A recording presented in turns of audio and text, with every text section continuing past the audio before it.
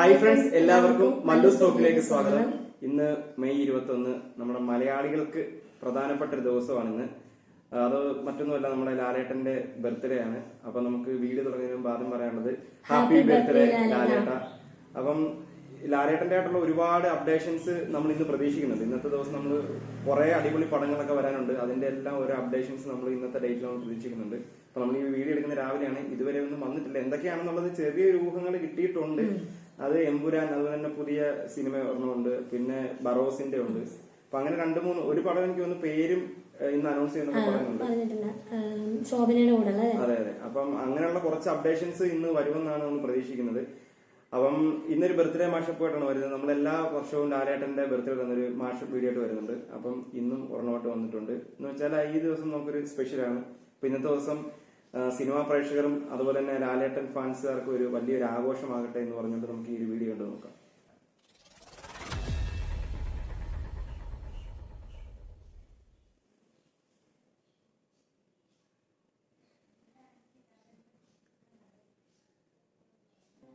അഭിനയത്തിൽ അനായാസത കൈമുതലാക്കിയ അസാമാന്യ പ്രതിഭയെന്ന് ലോകം തന്നെ വാഴ്ത്തിയ നടൻ. പക്ഷേ ആ ലാലേട്ടനെ എവിടെയോ മലയാളിക്ക് നഷ്ടപ്പെട്ടിരിക്കുന്നു എന്നാണ് ഇപ്പോഴത്തെ മുറവിളി. സമീപകാല സിനിമകൾ കടുത്ത മോഹൻലാൽ ആരാധകർക്ക് പോലും സമ്മാനിച്ചത് നിരാശയാണെന്നുള്ളതാണ് സത്യം. നെയ്യാറ്റിൻകര ഗോപനും ലക്കി സിംഗും കാളിദാസും ഒന്നും മലയാളി കാഴ്ചക്കാരെ ഒരു തരത്തിലും തൃപ്തിപ്പെടുത്തിയില്ല എന്ന് സമ്മതിക്കാം. പക്ഷെ കേവലം ഒരാണ്ടിന്റെ കണക്കെടുപ്പിൽ തീരുന്നതല്ല ഈ അഭിനേതാവ് തുറന്നു വെച്ച ഭാവസമുദ്രമെന്ന് ഓർക്കണം.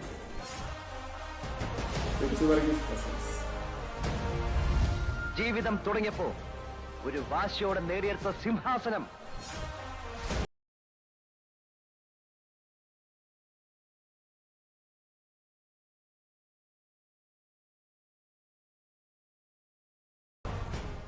ലാലിൻ്റെ കാര്യം പറയുമ്പോൾ ഇപ്പോഴും നമ്മൾ ചിരിച്ചു പോകുന്ന അനായാസമായി ലാല് ബിഹേവ് ചെയ്യുന്നു. പക്ഷെ ആ അനായാസതയ്ക്ക് വലിയ വിലയുണ്ട് എന്ന് പറയുന്ന ചില ഷോട്ടുകളുണ്ട്.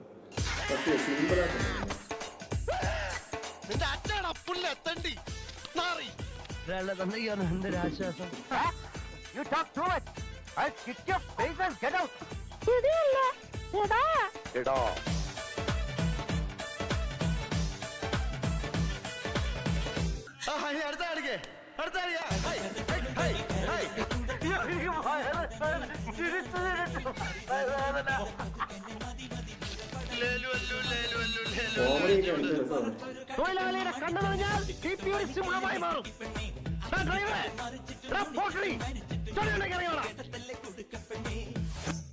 ഈ പ്രേമിക്കുന്ന പെമ്പിള്ളാരൊക്കെ കല്യാണം കഴിക്കാൻ ഞാനാര്? ശ്രീകൃഷ്ണ ഭഗവാനാണ്. എന്താ ചേട്ടാ ഈ പെമ്പിള്ളാർക്കൊക്കെ എന്നെ കാണുമ്പോ ഇത്ര ആവേശം? ഞാൻ അത്രയ്ക്ക് സുന്ദരനാണോ?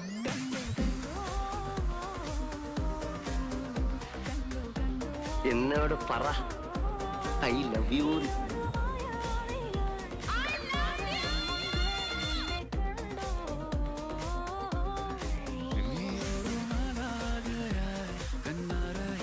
ഒരു യുവസുന്ദരന്റെ മുഖത്ത് നോക്കി ഒരു യുവസുന്ദരി പ്രേമിക്കണോ എന്ന് ചോദിച്ചാൽ ആരായാലും 2 കൈയും കെട്ടി നിന്ന് തരും. പക്ഷേ ഐ എം സോറി, നിങ്ങൾ ക്ഷമിക്കൂ. അങ്ങനെ പ്രേമിക്കാൻ പറ്റിയ ഒരു മൂഡിലല്ല ഞാൻ.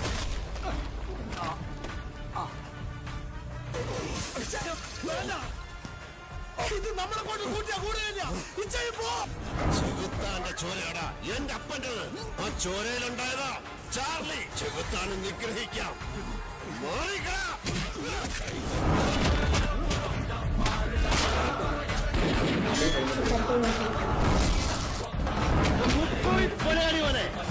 ചവിട്ടി നെഞ്ചുകൂടി ഞാൻ പിടിക്കും. ഇവിടെ കളിയാക്കിയ നിന്റെ പൊളിച്ച വർത്താനവും പൂങ്കണ്ണീരും കത്തിക്കും ഞാൻ. I am going to kill.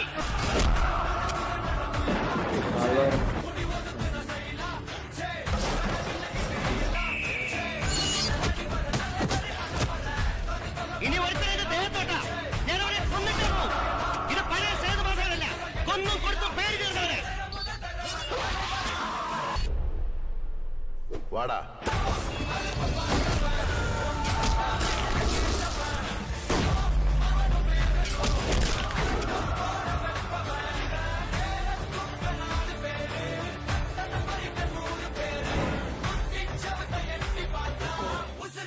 കണ്ണു ശ്രീ മോഹൻലാൽ, ഒടിയൻ എന്ന ചിത്രത്തിൽ താങ്കൾ സംതൃപ്തനാണോ? ചിത്രത്തിൻ്റെ ഒരു എക്സ്പെക്ടേഷൻ വളരെ വലുതായിരുന്നു, പക്ഷേ ചിത്രം വന്നപ്പോൾ അത്രയും മാസ് അല്ല എന്നുള്ള നിലയിൽ സോഷ്യൽ മീഡിയയിലെല്ലാം തന്നെ വലിയ നിലയിൽ ആക്രമണം ഉണ്ടായിരുന്നു. കുറച്ചു കാലങ്ങളായിട്ട് മോഹൻലാൽ എന്ന നടന വിസ്മയം മങ്ങിക്കിടക്കുകയാണ്. മണിരത്നവും പ്രിയദർശനും വാഴ്ത്തിയ മോഹൻലാൽ ഇന്ന് വാഴ്ത്തപ്പെടുന്നത് പല ട്രോൾ ഗ്രൂപ്പുകളും വാഴ്ത്തിയിട്ടാണ് ഇന്ന് മോഹൻലാൽ അറിയപ്പെടുന്നത് തന്നെ. മോഹൻലാലിന്റെ കരിയർ അവസാനിച്ചത് പലരും വിധി എഴുതി. മോഹൻലാൽ ആരാധകരും സമ്പൂർണ്ണ നിരാശയിലായി. ഞാനൊരു മെഗാ ലാലേട്ടൻ ഫാനാണ്.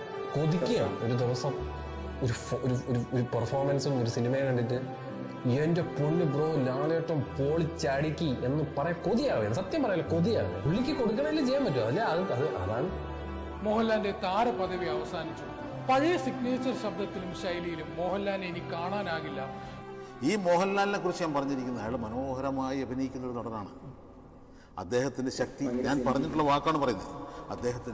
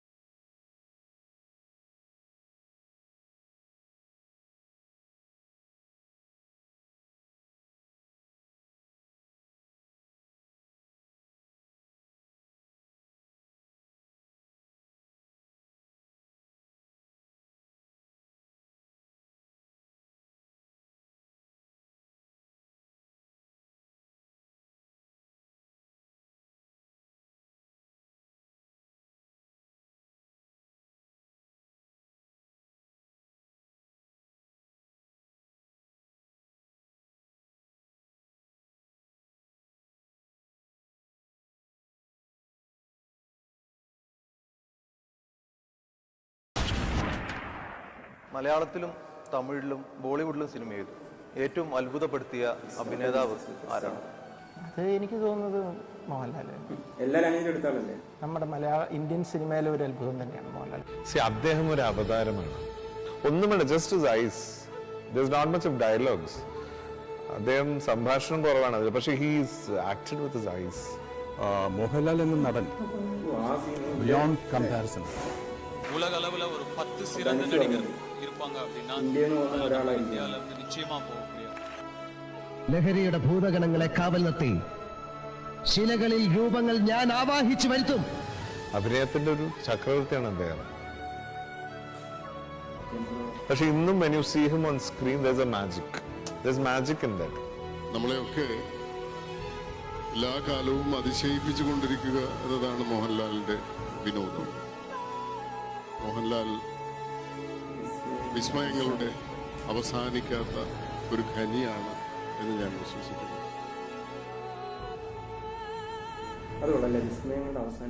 ഏത് പ്രതിസന്ധിയിലും വിളിച്ചു പറയാൻ എൻ്റെ മനസ്സിൽ സിനിമയിലെ തിരക്കഥയിൽ എന്നപോലെ ഉറച്ചൊരു വാചകമുണ്ട്: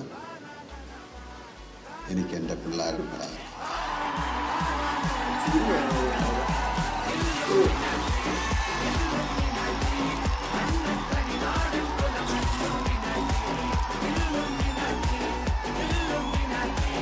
ഇന്ദുചൂടൻ എന്നൊരു വ്യക്തിയല്ല, നീ കണ്ടോ?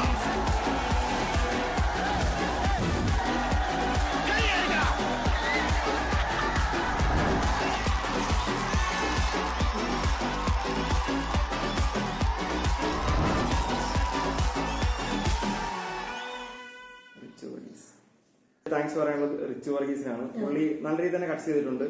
കൂടുതലും ഇപ്പൊ സമകാലികമായിട്ടുള്ള കാര്യങ്ങളൊക്കെ ഇതിനകത്ത് കൂടുതൽ ഉൾപ്പെടുത്തിയിട്ടുണ്ട്. എന്ന് വെച്ചാൽ ഇപ്പം നമുക്കറിയാം കുറച്ച് നാൾ ലാലേട്ടന്റെ ഒരു 4-5 പടം ഫ്ലോപ്പ് ആയതും ഫാൻസുകാർക്കും അതുപോലെ തന്നെ മലയാളി പ്രേക്ഷകർക്കെല്ലാം തന്നെ ഭയങ്കര വിഷമമുള്ള സംഭവമായിരുന്നു. എന്ന് വെച്ചാൽ അങ്ങനെ ഒരു നമ്മളിതുവരെ കണ്ടിട്ടില്ല. ഇത്രയും അഭിനയത്തിന്റെ പേര് തന്നെ പുള്ളിയെ പരാമർശിക്കുന്നതൊന്നും നമ്മളിതുവരെ ഇന്നേ വരെ കേട്ടിട്ടില്ല. അതൊക്കെ ഇപ്പൊ ഈ മലയാളികൾ കേട്ട കുറച്ച് വർഷങ്ങളുണ്ടായിരുന്നു.